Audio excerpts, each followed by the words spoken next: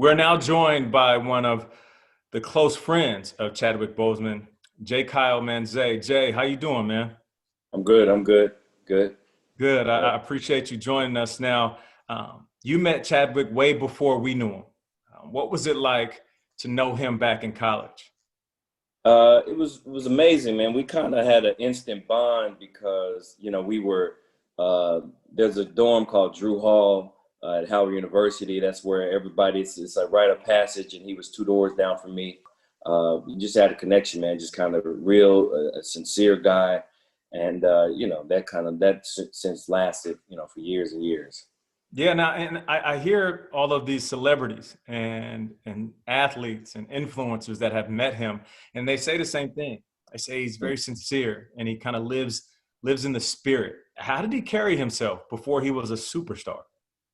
It's kind of the same way. I mean, great sense of humor. Always kind of all really, really rooted. We would go out to, we go out to dinner or we have lunch in the cab. Man, this man's praying for a good 2 minutes. Mine is a rubber dub dub. Thanks for the grub, man. He would have his hands and didn't care kind of what people thought. And that was just, he was always a spiritual aura around him. So that was kind of always what he was rooted in, but at the same time, still down there. You mentioned the instant connection, and I remember those days in the dorm where if you meet somebody that you're cool with, like automatically you kind of lock up. Yeah. Do you have any funny moments or fondest memory or something like you have thought of over the last 48 hours and just thought to yourself, man, that was a good time? We used to think we were big grown-ups, man, and we would go get these really thick Philly cigars, cheap, shouldn't be smoking them, and go to the football field late at night, and we would smoke these cigars and just talk about life, man. I remember seeing a photo of him a few years ago, and he was very thin. Right. With that said, did you know he was battling colon cancer? I didn't think anything about it, but a little later, I did know for a fact, and I knew.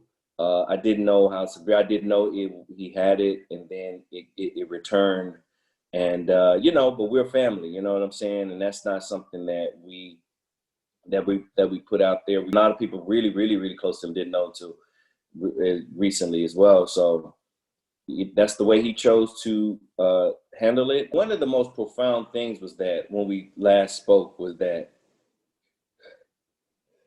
he even when he was going through what he was going through secretly, he was talking about how, man, there was a kid dying and he wanted a Black Panther package. And he went out his way to make sure that he got this terminally ill kid who I think ended up passing away, a Black Panther package. I thought that, I was like, man, this guy is like, it's just a great, great, great human being. How do you want your friend to be remembered?